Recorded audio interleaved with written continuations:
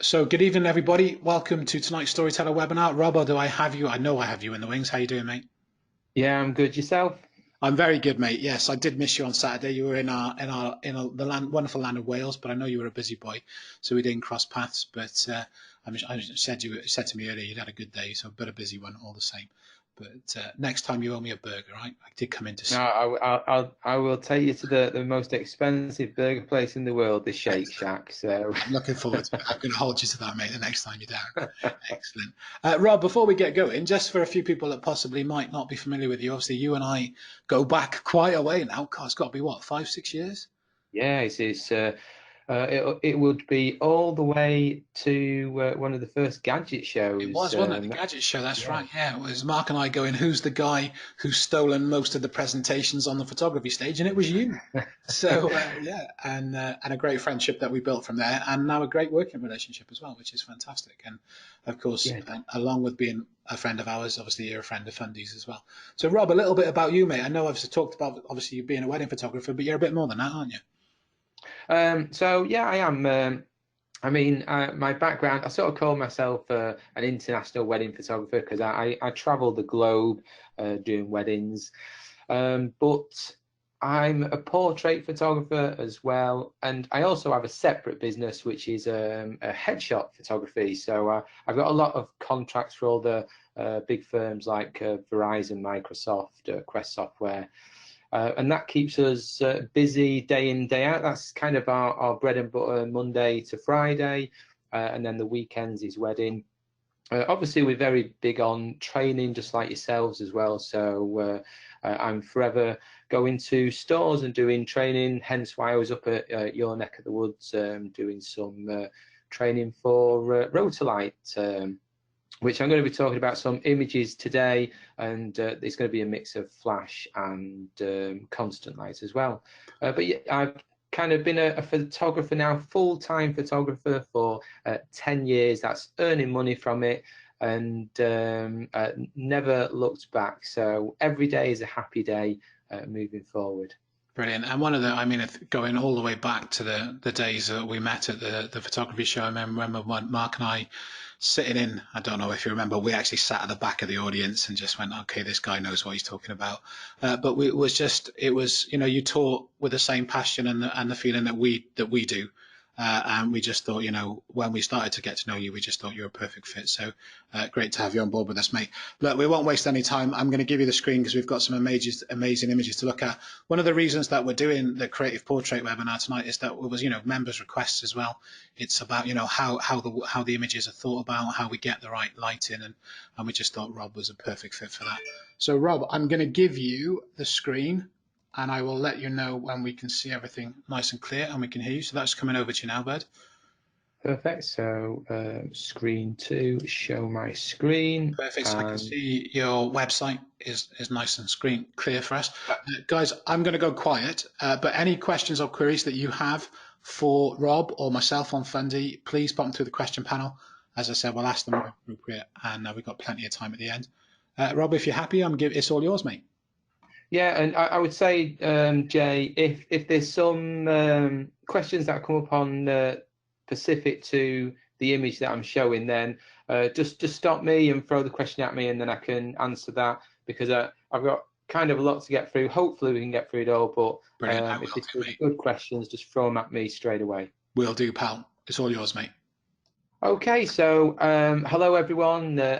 I'm Rob Pugh. I'm just going to quickly show you my website before we get started and a couple of pointers there. So if you want to know more about me, head over to rpphotographybydesign.co.uk. This is my website, and everything you need to know is on here. Now, I am very open and honest as well. So if you are nosy and you want to know how much I charge, just go over to weddings and you'll see all the prices there, all for portraits, what I charge, everything. So very open and honest. There's loads of info in the blog, but more of what I want to show you. If you go to the training section, go to shop online, this will take you to our latest and greatest. Our latest one coming up is the 3-day wedding workshop. Now this is on the 10th, 11th, 12th of February. and it is in Reading. You're going to learn so much about weddings on this as well. So all the info is there, what we're going to learn and cover. I do have to say, if you want to book just for one day, these are the prices. If you want to book the full 3 days, then select that. If you use discount code Christmas247, then that will give you 50% off. So enjoy a nice discount for Christmas. And apart from that, that is the last plug I'm going to do on the website. So I'm going to close the website down because we don't need that. You'll see my my beautiful self and my wife. So and then let's load up this screen. So if I go to screen 2, and you should see our image of Harley Quinn. If the computer does get a little bit noisy, that's just the fans going crazy because we've got so much going at the moment as well. So Jay, if that does interfere, just give us a shout and then I can turn them down. Right, I'm going to start backwards with these images. Some are brand new that you've never seen before, and some you might have seen. We have got a couple of behind the scenes on some of them as well. So where to get started? Well, looking at this image, I'm going to tell you there's pretty much hardly anything done to this image. It's virtually out of camera. The only thing that was done on the left hand side here, it was a really dirty wall. I mean, you can just see a couple of little marks down here, but it was a really dirty wall. There's some horrible marks there, and I removed just some of the really dirty and in your face marks. But apart from that, there is not that much done. Now, looking at this, the lighting setup is pretty easy to do. Everyone gets confused about lighting and using gels. They tend to wash the gels out. So this is actually a 3 light setup. That's it, nice and easy. Everyone can afford 3 flashes. I mean, you can pick a speed light up nowadays for around about £49, or you can pick one up for about £100. That's actually got a trigger built into it, so they're quite cheap to pick up. I was using Pro Photo speed lights for this, so not the actual studio lights. We were using speed lights. These are all bare bulb as well, so there was no modifiers used on them. So when I was doing this, this was a workshop I was running, and I was showing people how you can create really interesting stylized images from a very minimal kit. So we didn't use any modifiers. All we used was 2 gels, and we used a CTO gel as well. So when you're using gels, the first thing you would do is start with your main light. So we would get the correct exposure on the main light. So the main light is up here to the left hand side, angled at a 45 degree off to the subject, and it's angled 45 degrees down. Now what we did do, we put a grid onto this speed light, so it wasn't sending light all over the place. We kind of had it towards the top part of the body. Now when you are styling a shoot, you have to imagine how it's going to look and what you want from it. So from this shoot, this is Harley Quinn. Harley Quinn, her background, she's a rough and ready girl, you know. She's the Joker's girlfriend. She likes to beat people up. She likes a laugh, but she's rough and ready. So if we was to have a huge modifier, because remember, the bigger the light source, the softer the light. If we was to have a huge modifier here on the left-hand side, and we had all this gorgeous soft light lighting up Harley Quinn, well then it wouldn't really go with that subject, that story that we're trying to tell. So because of that, I already had in mind that to light Harley Quinn, I was going to use hard light. It was going to be speed lights without modifiers. So that was my first point of call. I put the speed light up to the left hand side, put the grid on, and I measured the light to get it correct. that was correct on Harlequin's face. Then we put 2 gels on 2 other speed lights. We put a red and a blue. Now everyone gets this wrong when they're using speed lights. Normally you would have put 1 speed light off to the left hand side out of frame, and another speed light off to the right hand side out of frame. Then you would have angled them inwards and fired the flashes.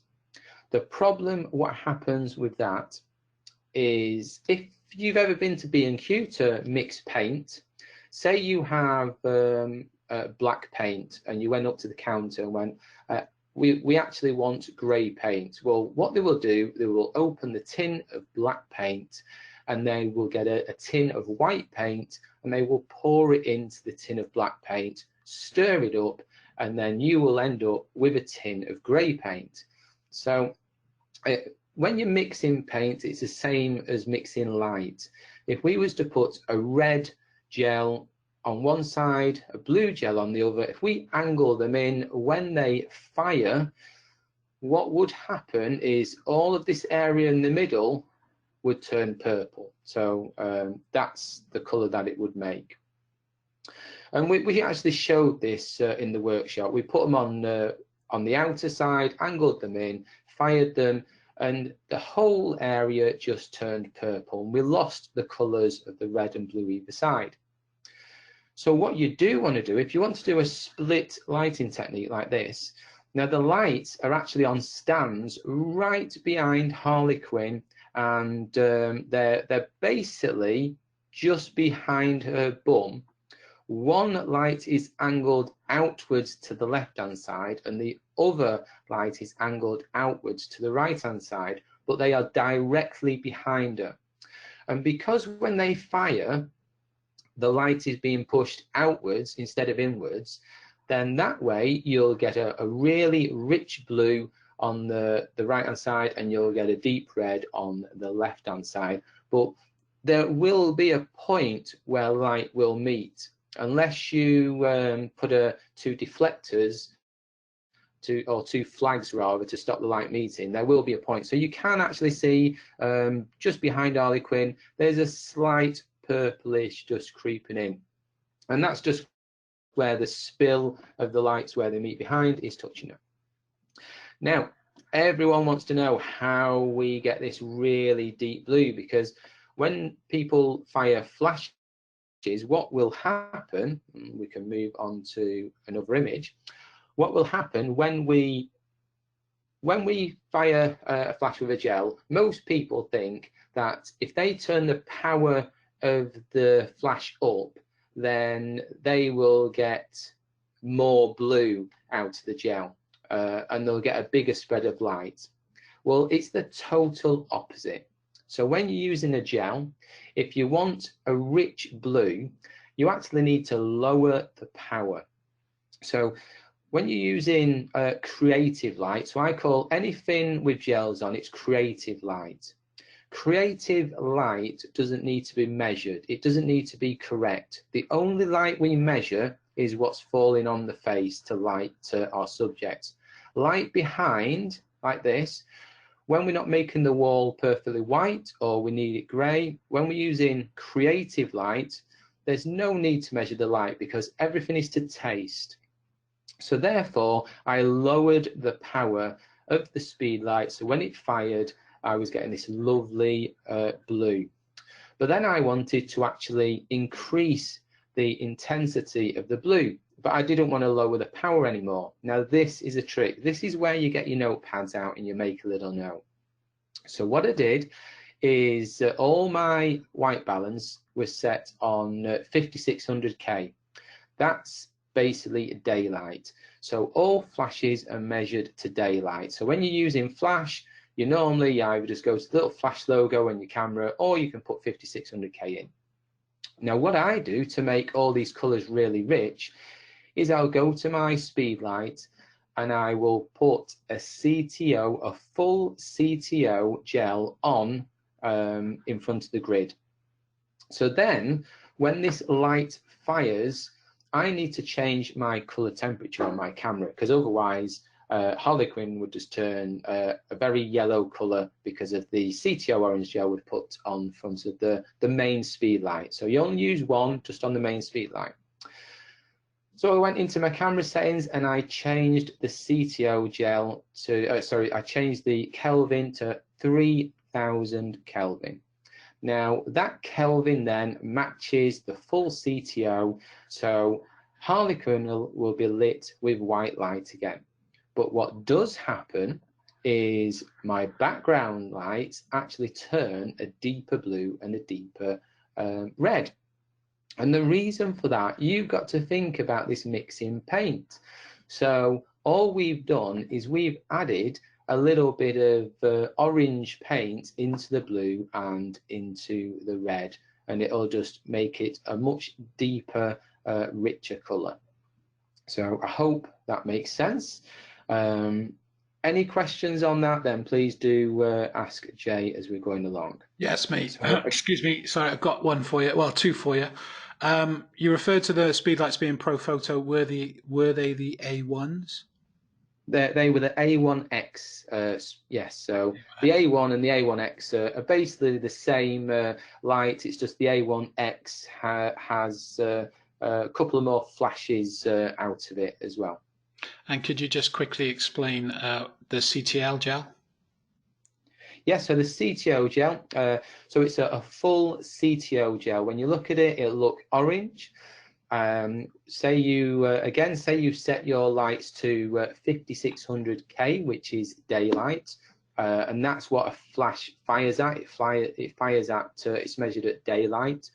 So say you fired it on this subject, everything's nice and clean, it's all lit white, and your blue and your orange, it wouldn't be as vivid. So if we was to put a CTO gel on our main light, our key light, the flash that's lighting the front of Harlequin, and then we go back into our camera settings, and then we dial in 3000 Kelvin into our Kelvin white balance, then the 3000 Kelvin matches the CTO color temperature, and when that fires, Harlequin will then still be lit with white light, but our background light will go a deeper vivid color because we haven't got CTO gels on our two lights behind. We've just got standard gels, so therefore it's like adding a little bit of orange into our background lights, because when this key light fires, it's basically got an orange gel on it which is going everywhere, and we are adjusting our Kelvin in our camera, our white balance, to match this main light that's going off. And just briefly, Robert, and I suppose the answer is yes. I mean, we can create similar effects in Photoshop as well, right? Yeah, we can create the effect in Photoshop, but why would you?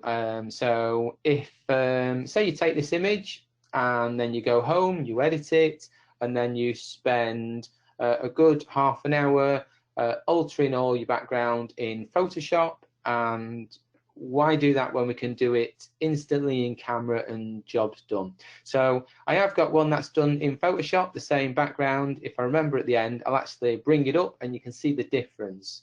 And when I look at it, I prefer the one what's actually done with gels in person. Brilliant, mate. That's all the questions for now. Cool. So let's go to the next image. So I'm going to zoom to this one and then go back. So this one, this is another, you'll probably find that I use my white balance creatively all the time. So this image was from a wedding that I did up in Penrith on the weekend, and it was -5, and this was at 8 o'clock at night. The bride was freezing, but she was like, come on Rob, let's just do it, you know. Took a jacket off, and she stood there and we did the shot.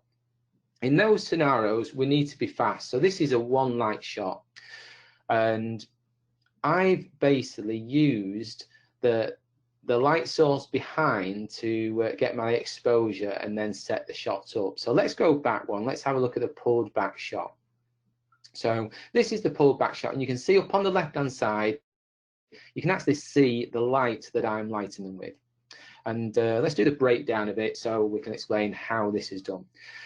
So before the bride and groom, before we even brought them out, I went out and I had a look around, and I seen this street lamp that was over to the right hand side, and the street lamp was a really orange colour. So in my eyes, that street lamp was already 3000 Kelvin, so a very orange colour.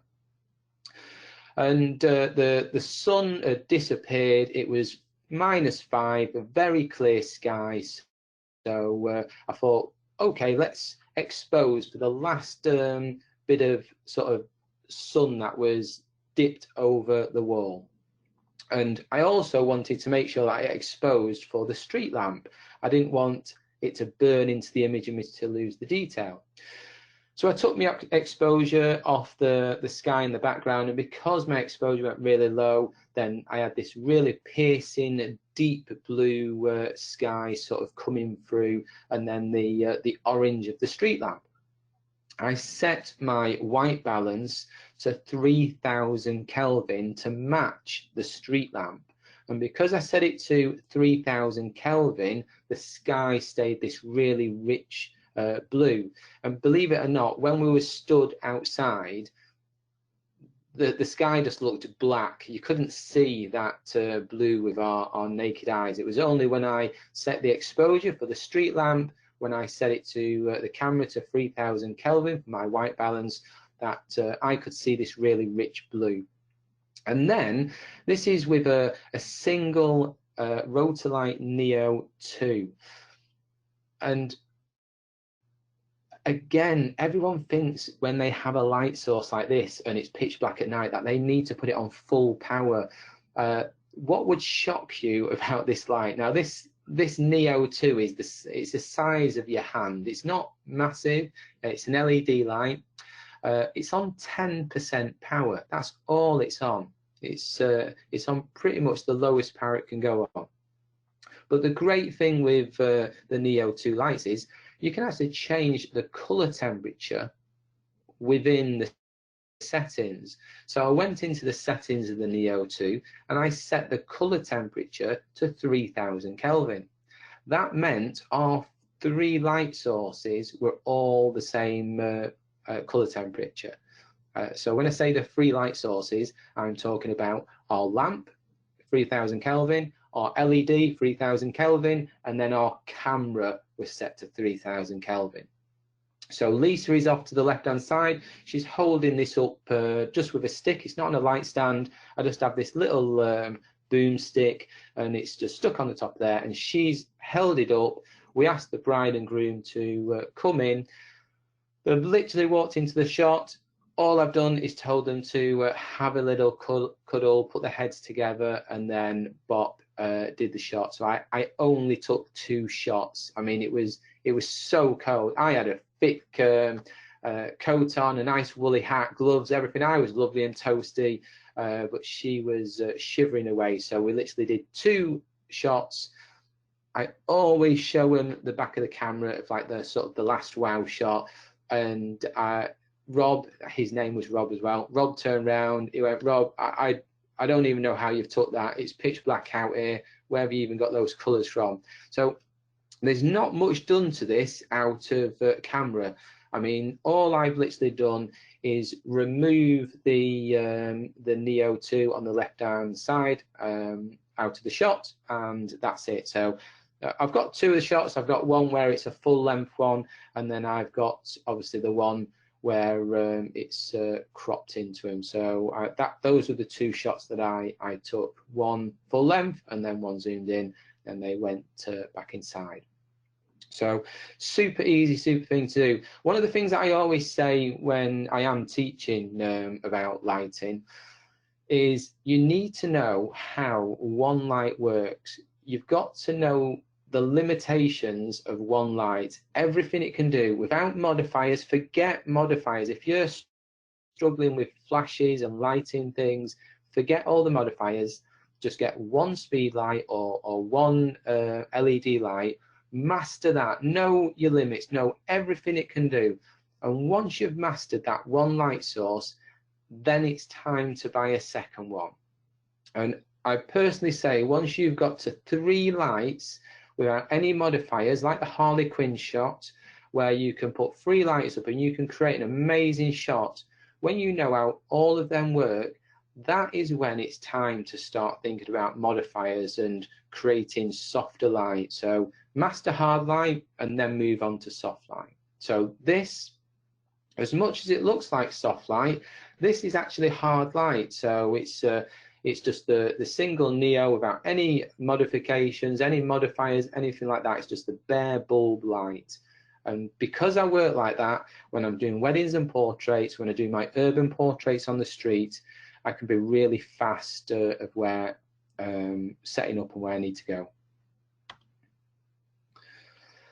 So this is Pip. We probably all know Pip by now. He's been in so many shots. And again, so this is using LED lighting, and it's simply 3 LED lights, so 3 Neo 2s. We've got one to the right hand side of Pip, so as you're looking at Pip, to the right hand side, and that's facing towards his face, to light the upper part of his face. We've got one in front of him that's slightly angled up, and that's just to put some light into the front of him. He was wearing all black, and the room was very dark, so we needed to pull some details out, so we just didn't have a black mess down at the bottom, because if you print this image, you need to still retain the details. So as you can see, when you look down to the bottom right hand side, you can actually see in that corner the shadows there. You can still see the outline of Pip, and that means we've got really good details, so when it comes to printing, we can still print everything. And then behind him, I simply put a red gel on one of the Neo 2s. So when I turned it on, it lit all the back red. Now, the same thing goes for when you're lighting with LED lights. Now, the interesting thing is, my camera was set to 5600 Kelvin because we're using white light on the front. But when I was lighting the wall at the back, I put a red gel on, and it went red, but it went kind of a washed out red. And that's because the Kelvin on the Neo 2 was set to 5600 as well. So when you're using LED lights, if they've got a Kelvin temperature built in and using gels, if you turn the Kelvin down to 3000 Kelvin, it'll actually change the color of the red as well.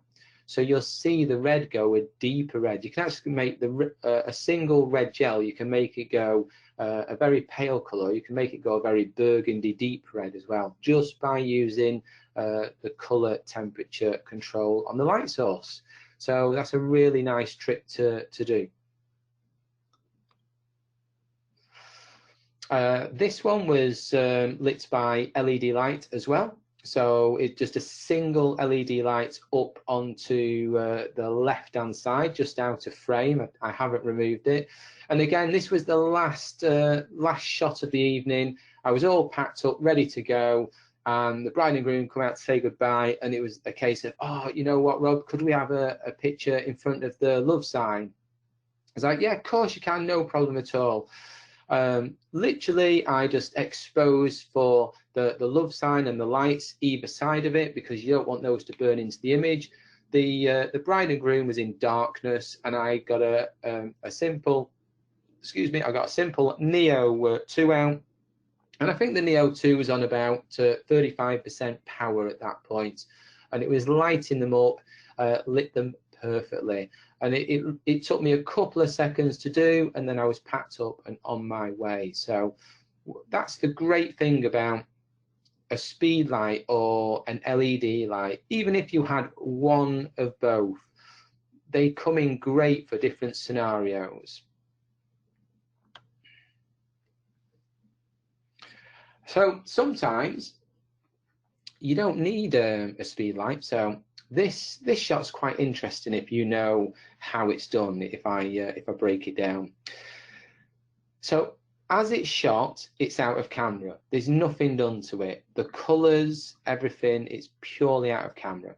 But I had this concept that I would love a medium format camera, but I can't afford a medium format camera. They cost about £10,000, and then if you buy an equivalent 50mm lens for one, you're probably looking around about £15,000 for a nice sort of medium format camera. We all haven't got that money, and I would probably end up in the spare room for longer than a week if I did order one of those. So I decided that I would take my A7R Mark III out, and I would master making the look of a medium format camera in a 35mm camera. So this is what I've done. It's actually a series of 7 shots. So I set the camera to shoot at f2. I did it all handheld. I like to set my colours in camera as well. I use the profiles I go in, and I change all the profiles of the camera, and I mess around with all the white balance and the curves to make the colours really pop. So when I just need to use the JPEG, the JPEGs are pretty much a done file out of the camera. And just to let you know, yes, I actually do edit my JPEGs. I do shoot RAW and JPEGs, but my RAW is a backup only. I actually edit all the JPEGs from a wedding, so that shocks a lot of people. So this is 7 images. I've simply took the first one, which is in the center of Alex, and then I drop down to the right hand side, take another one, and then I go around in a circle until I've done 7 images. Now, I don't know if not a lot of you know, but if then you was to import those into Lightroom, if you select them all and simply just do make panorama, you select that in Lightroom, it will stitch them all together in the orientation that you took them.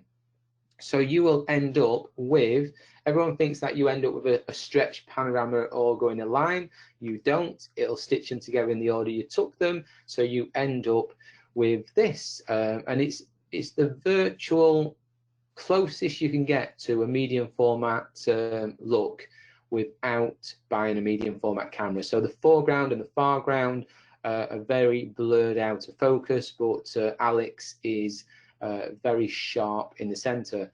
It did create a massive file. I mean, the JPEG, when I exported it out, is 100 megabytes, so a whopping file, but aren't medium formats, whopping files anyway. So we got the look and the feel that we wanted.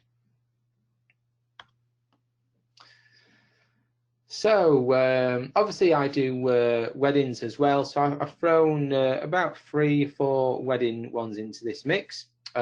This is probably one of the hardest ones to do because so this is a military wedding, and the one thing with this building is it's very white inside. It's painted white everywhere. So as soon as you go to take a picture, because the camera measures black and white and it always wants to do get an 18% grey, if you always just take the picture, then you end up with a very muddy white all around, sort of a greyish, dullish colour. So obviously if you was just shooting this naturally, you would overexpose your image by about 2 stops, and then you would get a white image. But the bride was actually in darkness, because if you look straight ahead where that chandelier is behind her, up on the top there, the roof is actually a glass skylight. So that was flooding it with light coming in, but there's 2 pillars either side of the bride, and we're actually stood in this overpass where it's a hallway going to another building, and then the front door is kind of behind me. So the front of her was all in the dark, so it was all badly lit with the bride. But I couldn't up the exposure anymore, because if I up the exposure anymore, I lost all the detail behind her, just went into a complete white blob. So I decided to just expose to the background, which I did, so nothing was clipping, it was all nice. And then we brought in a light to light the front of her. So when the light went off, and you can tell that this is lit with a flash, so if you look at her forehead, there's just a bit of reflection on her forehead, and that's just the oils our skin builds up throughout the day. So this was quite late on in the day. The wedding already took place. Everyone was eating the food, and I kind of took her back into this room to do the picture. So our oils build up throughout the day, and our skin gets quite reflective there. But it did the job. We got a really nice shot, and she's really nicely lit. And when I'm doing a shot like this, I will always do a landscape and a portrait. And I mean, you can see the detail off of there. So amazing detail. The eyelashes are all around, but the background's slightly blurred out, but all the whites are still there. The chandelier is all still present. And this is actually a mirror behind her. And that mirror was also helping me, because when my flash was going off, it was a single flash, and it was 45 degrees off to the left, and it was up 45 degrees down. So you can tell that if you look at a chin, and to the right hand side of a chin, you can see the shadow there just underneath the chin. That's how you can tell it was lit by flash, because the flash is pushing light down, and it's casted a slight shadow on the right hand side of the chin over there. But we've got some lovely details. The white dress is white, the rings there, the tips on her nails are all white, the red's coming out, we can see her eyelashes. But when the flash is going off, the spill is actually hitting that mirror as well, and it's coming back to give a rim light on the back of her hair there, you can just see on the top. So helps out loads. Beautiful picture, very simple to do. And again, it only took me a couple of minutes, because I know how my lights work, because I know the capabilities. I can move quite fast. So one of the things I like to do, my speed lights, when I'm using that, when you turn my speed lights on, they basically turn on at 1/8 power, and that's where they live. So I know at a certain settings, if I turn my speed light on 1/8 power, if it's 2 meters away from my subject, 45 degrees angled down, when the light goes off, it will be correct no matter where I am.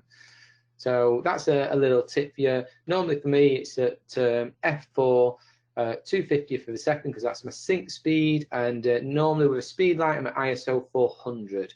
The reason I'm at 400 for speed lights is because just upping your ISO to ISO 400 will help on your battery power as well.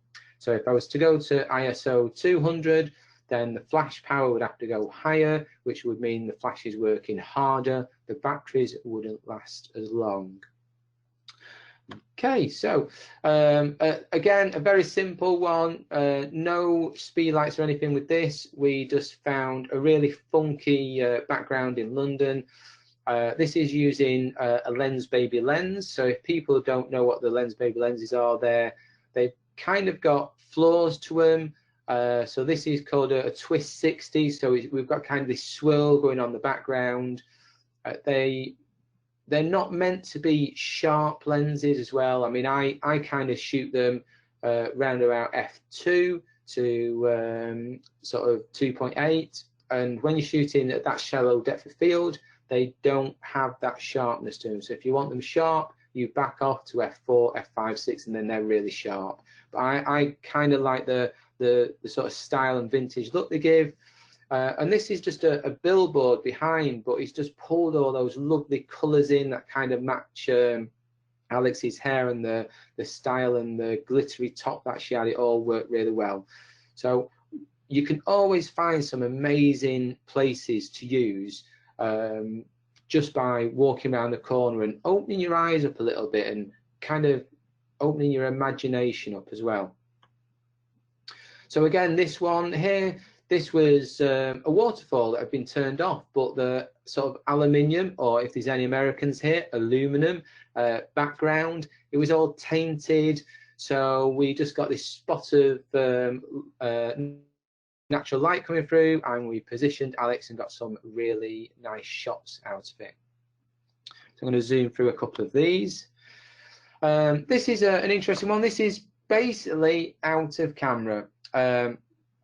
And this one was shot at St. Paul's. So St. Paul's Cathedral, Round the side there's another door, and we just use that door. It's lit by a single speed light, and the speed light is off to the left hand side. It's hidden behind a pillar, and then the light's going off and it's lighting all the back of Alex. So if we didn't have that speed light going, so the speed light is spilling onto the door as well. So if you was to look at Alex's right foot, so you can see how dark that is. And if you was to look at the floor on the foreground, you can see how dark that is. So if we didn't fire the light, Alex was kind of in shade, in darkness, because there's actually pillars all around her blocking the light coming in. So we've simply just put a speed light up on a stand. It's round about 1/8 power. It's 2 meters away from her, and when it fires, it's just correct. So very easy setup to do. And when you want to be mobile, when you want to be an urban portrait photographer, because there's so many people on the streets, the key is to be that fast turnaround picture where you can see a spot, you can just get your lights up, and you can get the shot, and then move on from there. So a lot of the times when I am shooting like that, I just have my camera, my white balance set to 5600 Kelvin, because I know when the flash goes off, flash is daylight balance, which is 5600K, and that way we get these really nice skin tones coming through. So this is a wedding. Again, this is lit with a Neo 2, and the couple, I've pushed them into the bushes to shade them, and on the right hand side, just out of frame, we've got a Neo 2 that's actually lighting the couple as well. So, but it's not, I don't use these lights as light sources. I think of the Neo 2s as reflectors. So I don't carry reflectors around with me and trying to bounce the sun into the couple and light them like that. For me, it's far easier getting a Neo 2, putting it on 10% power, and then using that as a reflector, because I've got more control over the light. But what I've also got control over is the white balance. So if I'm outside, I can set that Neo 2 to 5600K. I can match it and use it like that. But if I'm in a hotel where it's a really tungsten light and we're at 3000 Kelvin, then I can just turn the Neo 2 to 3000 Kelvin, put it at 10%, and then say the makeup's being done, and I can use my Neo 2 as a reflector to just put some light into the shadows. So very handy to have in your bag. And excuse me, a Neo 2 easily fits in your camera bag as well. It's far smaller than a reflector. This is a good one to show you, because this we'll be doing on our wedding workshop. So at the hotel, the Forbury Hotel, they have a cinema room, and the cinema room, they use it to show old vintage films. So this film, believe it or not, that is not a projector going. That is actually a speed light that's actually lighting all that up above. And then I have, so a speed light is in the room, firing off, and it's putting the burst of light going across. I've simply put the zoom to a narrow zoom to throw a light source going straight through. Then on the left hand side, we've got another speed light with a grid on, and that's firing off, and it's lighting the couple. All the lights we literally turned down to the bare minimum, so it was just lighting the spots in the ceiling. So there's nothing on. The cinema obviously was closed, there was nothing showing, and it's just purely lit by the two speed lights. And again, very quick and easy to do. But if you do a wedding there, and if the cinema room's free, everyone always wants a picture in the cinema room. A lot of people do it where it's so bright, there's no kind of atmosphere to it. It looks like they're sitting there and waiting for everyone to come in and the movie to start, as where doing it with speed lights and bringing all the ambient light down, it gives that more secluded sort of romance. They're watching a movie together. So yeah, so very easy to do, and he was such a laugh. Very drunk he was by then. It was so hard to make him sit down and do this shot, because I think he just wanted to go and party. But that's weddings for you, and that's why we like them so much. And this is the couple, I would say, 2 hours before, when they were all nice and no one was drunk. A very easy shot to do. So it was really sunny outside, and when it's sunny outside, I like to try and find a bit of open shade. So the tree coming over was blocking the direct sun, and we managed to get a really nice shot. So again, with all my couples, I don't pose them. I like natural shots. So I like the couples to feel natural as well and not out of place. But I'm not going to go into posing, because posing is a complete different webinar. So maybe we'll do that after Christmas, or come to one of our wedding workshops, or sign up for the wedding mentoring. So this one, again, so this was a really overcast day, believe it or not. It was down at the beach.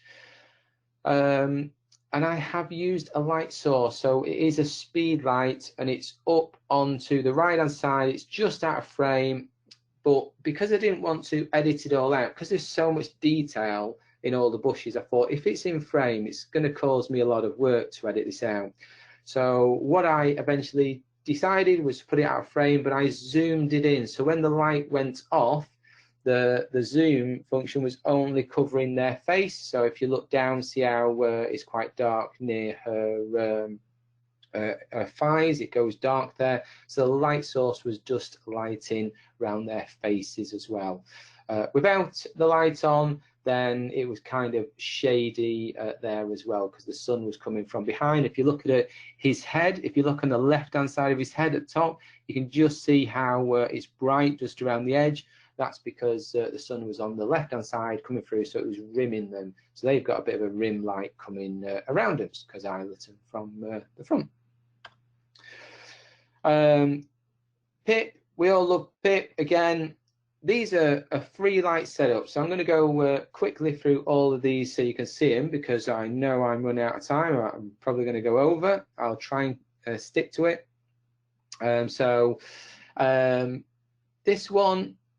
This one, and this one, they're all lit exactly the same. So this was me proving that you can actually change the look as you go along very easily. So we did them on different days, apart from this one and that one. They're done on the same day, but they're all using the exact same lighting setup at the same powers as well. So a very simple, easy setup, a 3-light setup. The majority of all my work that I do is either a single light or a 3-light setup. If you've got 3 lights, you can basically do anything. Saying that, so this is 3 lights. Now, a lot of people have seen this. Very easy thing to do. Out of camera, it will look like this. I did this at the photography show, and it was on the screen so everyone could see it. This is 3 speed lights all together, and on each speed light is a gel, cyan, magenta, and yellow. Now, when you fire cyan, magenta, and yellow, when all the lights cross, it makes white light. So therefore, the subject will be lit with white light. But then as soon as it passes, then all your shadows will turn into your different colors, and you actually end up with the 4 different colors. So you got cyan, blue, black, and yellow all there. So great fun to do, very simple to do, and is very effective, because straight out of camera it will look like that.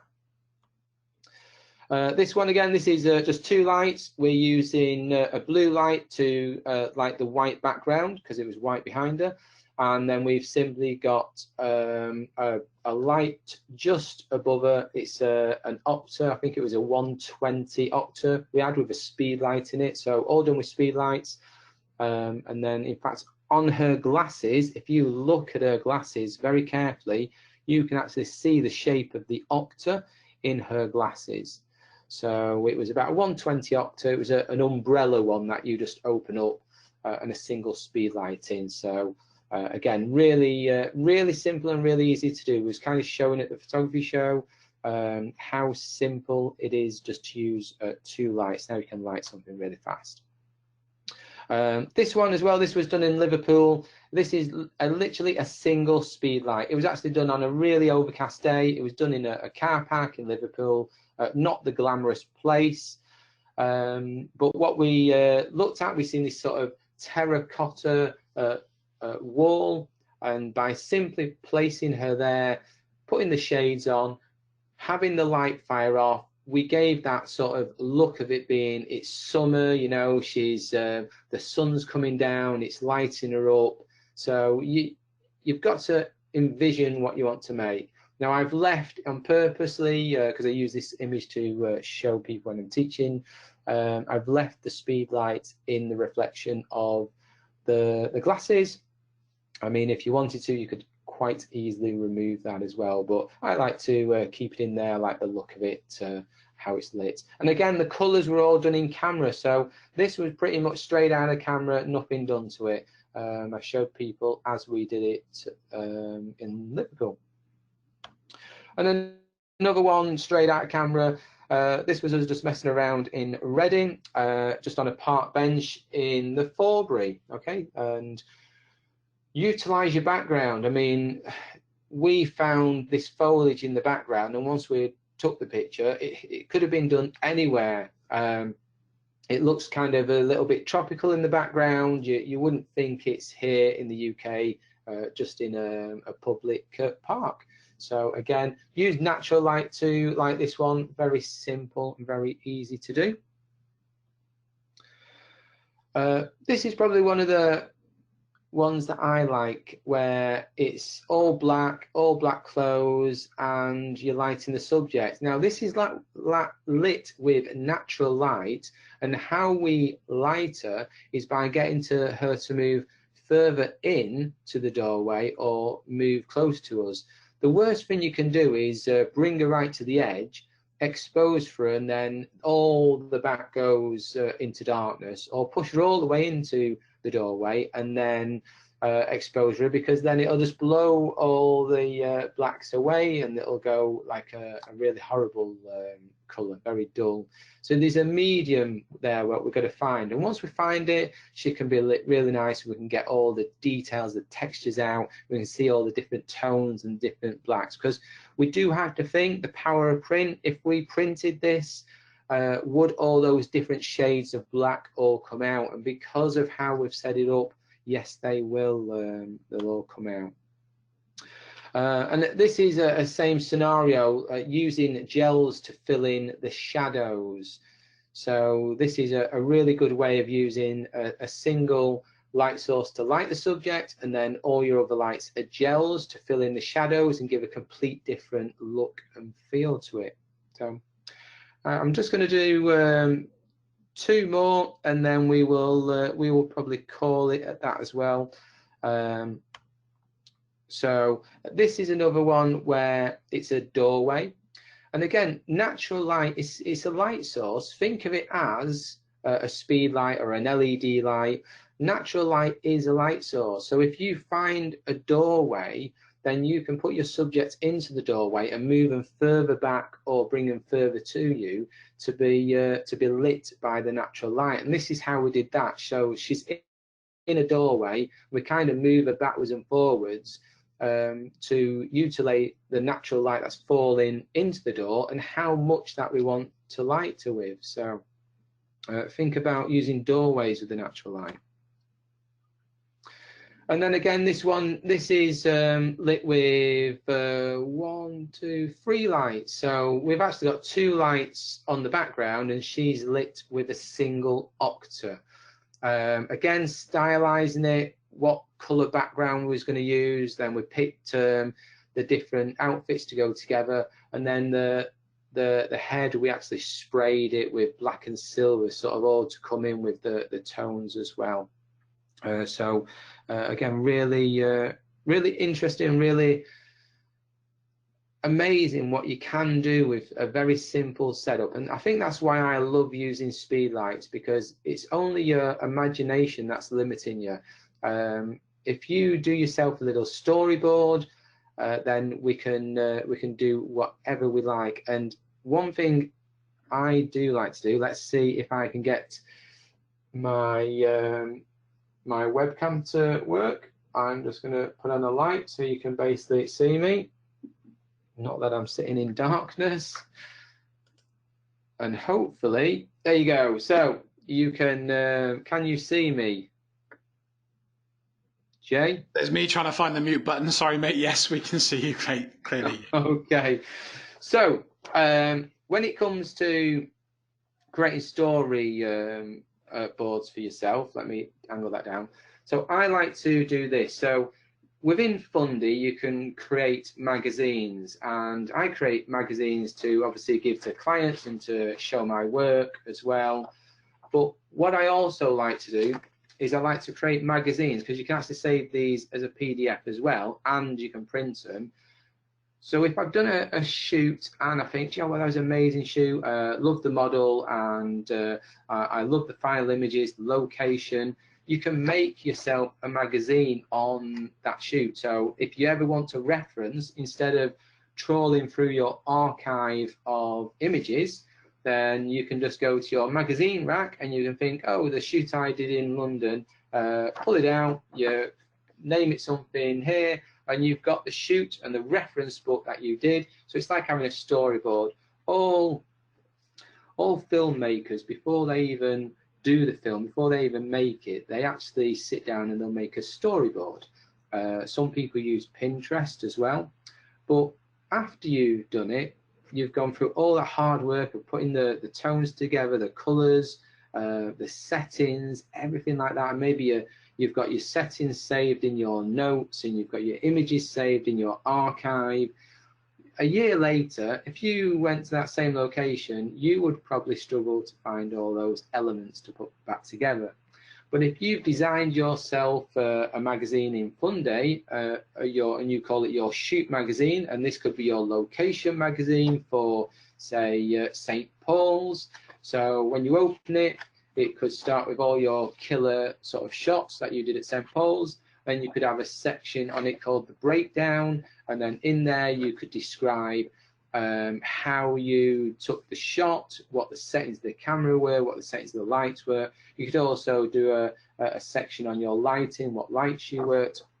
And then not only does this end up as a reference guide for yourself, it also ends up as a little kind of a story, or even something maybe you could even sell later on. So maybe someone sees an image and goes, that's amazing, how did you do that? So, well, actually, you can grab one of my magazines and it tells you how to do it, the location to do it.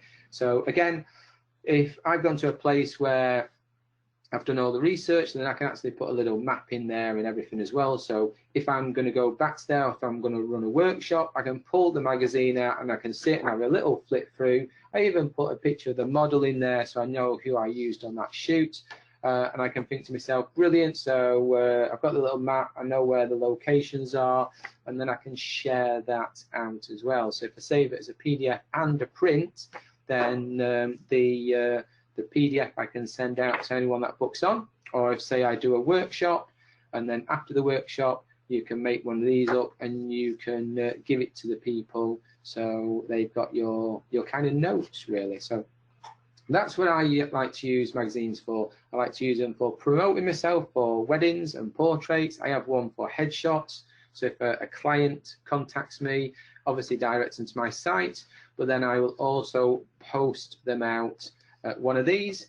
And if it physically got one in front of them, they can go through it. One of them has samples of headshots in.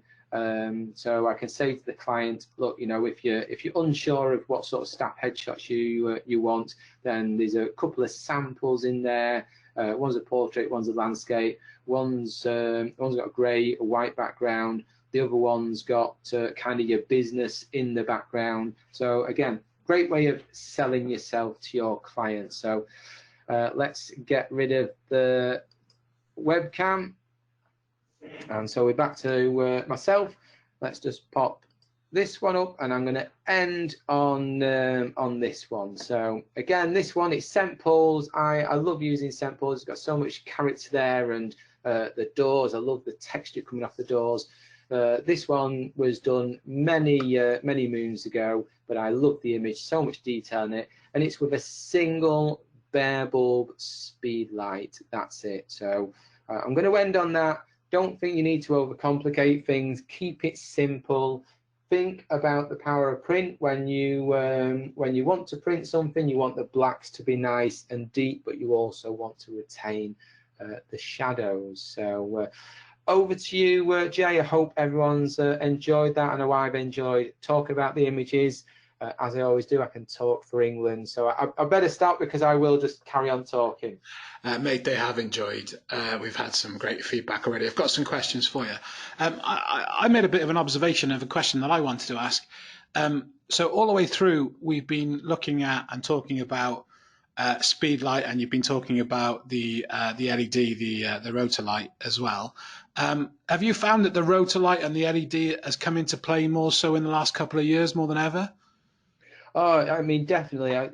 So if I'm to be totally honest, I would have said 3 years ago I wouldn't have even looked at LED lights. I mean, I've had LED lights in the past, and I've used them, and they've not been really there yet. Technology's been evolving, but it hasn't actually been there yet. And it was only when I went over to the Neo 2s, and I've got the EOS as well, and the Anova Pro, but the Neo 2s are an amazing bit of kit. And I think because technology's evolved so much, the brightness that they can actually get out of an LED is immense, and how compact they can make it. I do honestly think that give it another year, and we will see LEDs turning into something that we can actually use in the full day sun as well. So they still have the limitations, you know. It's just like a single flash. If you was outside in summer, a single flash won't overpower the sun, and it's the same with an LED. But the way that they've come on, the white balance you can change in there, it's just, yeah, I'm excited to see what's coming.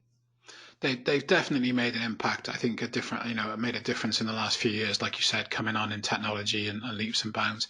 I think what was really interesting today, Rob, as much as we've looked, you've shown us a great variety of work from obviously your wedding, which is your core business, as well as everything else that you do.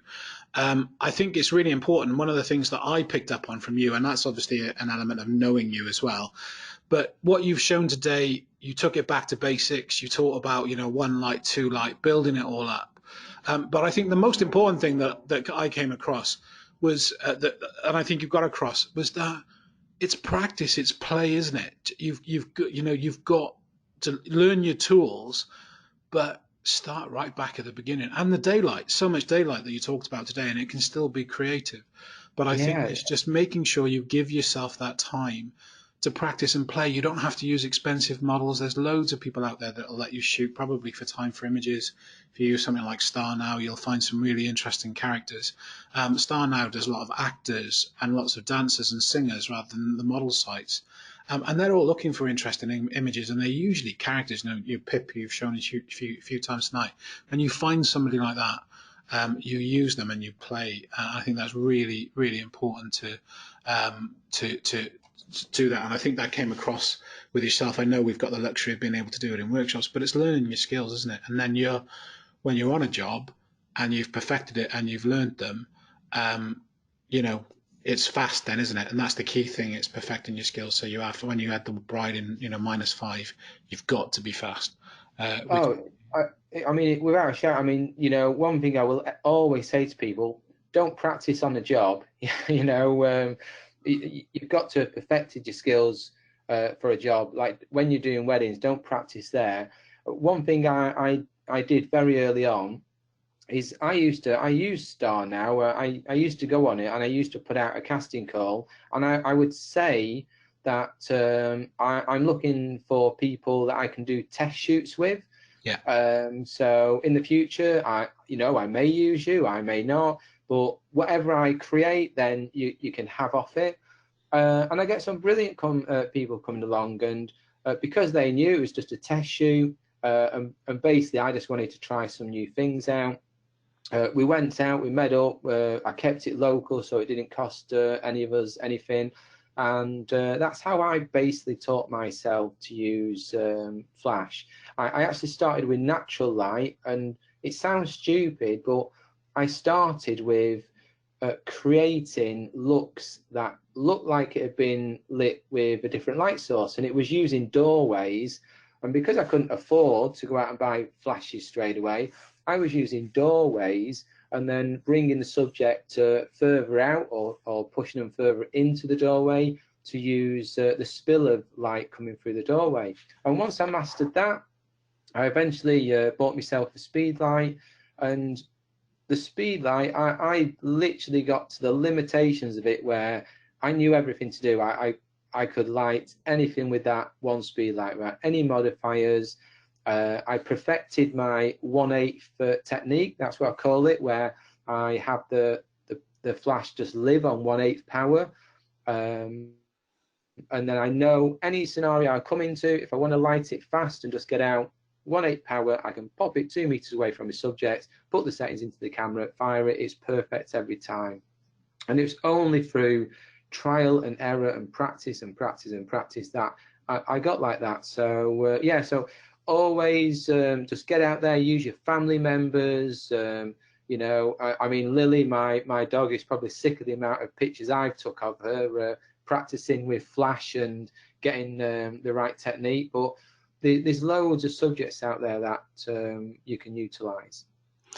I want to touch on before we finish, Rob, and I'm glad that you brought it up. I knew we talked about it in advance about, you know, some of the tools, and we've only really sort of touched on Fundy tonight. But that magazine maker, well, all the design tools within Fundy, from the album design to the magazine maker to the wall art, you know, all of the facilities they give us. That magazine maker absolutely is one of my favorite things of the last sort of 12 months. I mean, I know people probably aren't as familiar and don't, you know, hear me talk about photography and the photography that I do. But, you know, and to be honest, I haven't picked a camera up much this year. But I was getting nagged by friends and family for, I have 2 photo books that I made of my work over the years. And I've never had them reprinted. And to be honest, I can't even remember what company I had them printed with. But I was looking at you tonight, just flicking that magazine through. And for those that don't know, I did a lot of live music photography over the years. And I do some really fine art, sort of architectural and landscape stuff in infrared. But I was thinking, oh, you know, everybody's nagging me about my music book. And how much cooler would it be to be that type of magazine than even the Coffee Tale hardback book? So I'm sure now I've said it, and I know Angela's online, she might actually nag me to do it live. So maybe I will. Maybe I'll go and find the images and build that magazine live on a future webinar. I actually quite enjoy doing that, to be honest. It'll be a bit of a reminisce as well, and I can talk through some of the stories and experiences with the musicians over the years as well, which would be great. I expect. I mean, the great thing is, Jay, that the magazines take up no room at all. So you can have a bookshelf with so many different varieties in there. Yeah. I mean, if someone came around, just to keep, you know, pull them out, go through the magazines, or even if you want a bit of nostalgia, just to pull that magazine off the shelf and just flick through for ideas of yourself. They're absolutely a brilliant idea, and I'm like you. I love the magazines, and I'm always creating new ones all the time. I'm a lover, you know. I mean, even in this digital age, I am an absolute fan of the photo book, the book in general. I mean, my biggest book collection is actually my photography book collection, as in the photographers that I like and everything. And I always want to pick up the book. It was interesting that David in the chat panel was saying that he loved tonight, as you were talking about the magazine. Just before you actually talked about the magazine, you said how much I like to print my work because I can see it, I can feel it, but also have that documentation of my progression. And he's actually creating a book of 2019 so he can see his improvements. We've touched on, you know, I've touched on having it as just, you know, a coffee table thing for my friends and my family. But from a marketing point of view, and I know you use it for that, you know, the power of print, you used that really strong phrase a few times tonight. The tools that Fundy give us in album design, in magazine design, I mean, even the photo books from the likes of Photo and Loxley Color and many others are so affordable now to create these things and have them, and have got such good quality. I mean, who do you use for the magazine, Rob? Is it Graphic Studio? Yeah, so Graphic Studio for the magazines. Yeah, that's who I was looking at, and probably have it printed with if for what I'm going to do. But the quality is fantastic, and how much to put it in your customers' hands? It is pennies in marketing, really. All right, it's more like maybe pounds, but it's still, relatively inexpensive as an incredible marketing tool. And we were chatting beforehand about marketing and stuff, and, when we have the questions, I know you get it and we get it in the workshops, is like, how do we get past, and how do we compete with the digital photographers? Well, we don't. So let's educate our customers. And if you've put even a magazine of the wedding venue to that prospective couple in their hand, they can physically think about or feel about, well, I wouldn't mind one of these for my guests, or, okay, hang a minute, we're talking albums now, aren't we? And, it's that soft sell, but it works, mate. So it's using the tools, isn't it? Using the tools. It's not even that, Jay. I mean, it's like I do a lot of work for a hotel just down the road. I do a lot of weddings there, and they were always after me doing wedding albums for them, and that's a big cost to me to do a wedding album. So instead, I designed a magazine for their hotel that was all weddings that was taken at their hotel. I had all my prices in, everything, and then I just took them down, 50 of them, gave them the 50 and went, there you go, when these are gone, I'll replace them. But when people come, it's a way of you showing off your venue, because all the weddings in there are taken at your venue. But it's also a thank you for me, because you can give your client that for them to take away, and it's got my prices in. So if they book me, I will supply you those magazines for free. And I have got so many more weddings booked from this venue, because the couples, I mean, basically the venue's doing all the work for me, because they're selling me with the magazine, and then the couples are contacting me. They kind of don't even really want to see me, because it's like, well, we've seen all your work, we've got your magazine, can we book you? So yeah, brilliant. It's brilliant, mate. Mate, we're done with the questions. There was lots of praise, even from me as well. I think there was lots of information there. Lots of people said, how can they rewatch it? No problem at all. A couple of days, it should be live on the Photographer Academy, if not by Monday at the latest. We'll have that on there. So if you're not a member, you can get a free year of our basic Academy membership with the code Academy19, and that will get you in, and you'll see all the webinars that we've done, and all the previous ones we've done with Fundy and Rob will be available in that category as well. And I do believe now they're also shared on the Fundy YouTube channels and their platforms as well as our YouTube channel. So plenty of places you can find the recording. Rob, my friend, thank you. Let me just going to rob the screen back for a few reminders. As I said, guys, if you are interested, and I would just, as Rob and I have said, Fundy is an incredible tool. If you haven't tried it already, you can try it for free. It's a full working version of Fundy. It just doesn't have an export facility in the free version. So you can go to fundy.com to try it out. I'm convinced that, well, the tools are amazing. It is a one-stop shop in some instances for all your needs. And you can save $100 using the code TPA 2019. That's an exclusive code to us.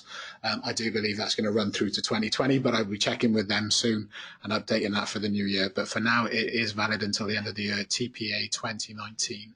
All the links for today's presentations, for Rob, for ourselves, for Fundy, they can be found in the chat panel, as well as the follow-up email that you'll get from us tomorrow. As I said, get involved with Fundy on Facebook if you're not already. Facebook.com/groups/Fundy Storyteller. An incredible resource, and you can find out all the latest and up-to-date details on Fundy coming from them as well. I believe they've had a big new update today with some great new features that I'm yet to check out, but I will be over the next few days. A few people asked me in the chat panel as a reminder about the Big Photo e-zine. That's our digital magazine publication that comes out every month. Just to remind you that this month is the naked issue. So if you are under 18, please get permission before downloading or viewing.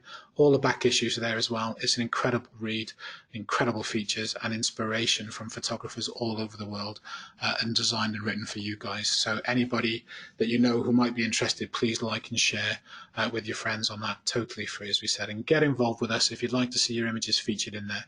Get involved with us on Instagram at TPA Photo. Hashtag TPA Photo will get you in front of our radar, and then like us, of course, on Instagram on that.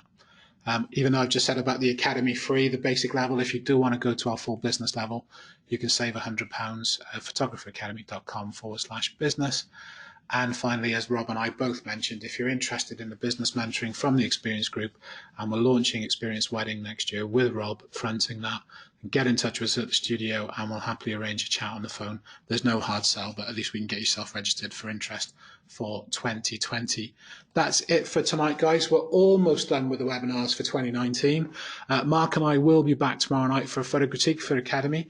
So if you're not a member, you can still watch. If you are a member, you can upload your images until about 4 o'clock tomorrow afternoon. That's from the photo critique page on the Photographer Academy. And then I'm doing one final business webinar next Tuesday with a guest presenter on sales room tips and tricks for the print boxes. So if you want to register for that, the links are available on the Photographer Academy. Rob, mate, thank you as ever. Really good one tonight. Really, really enjoyed that. Lots of praise in the feedback. I think Angela's with us. I'm not sure if she is still. Hope she is, but I've muted her, I expect. Angela, are you still with? Did I miss anything from Fundy there, Angela?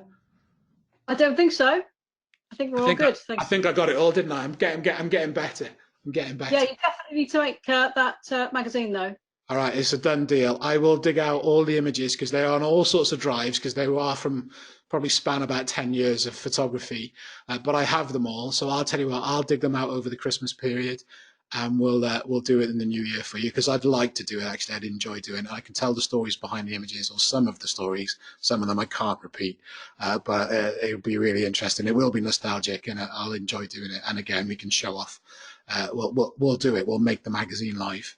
We'll do it on the web. A good project. All right. I'm excited. It just means I got to go and find all the images. But I've been nagged for a while, so at least you can nag me now, and there's a reason for doing it. And so the Academy members have been asking me for a while to show some of the work again, and Mark. So now I've got an excuse. I've got no excuse now. I guess that'd be brilliant. Guys, thank you for joining me tonight. You, Angela, and Rob. Thank you very much. If we don't have you on with us again before the new year, have an amazing Christmas. We've got a huge webinar program already in the planning for 2020. So we're not going anywhere. We'll be stepping it up early in the new year.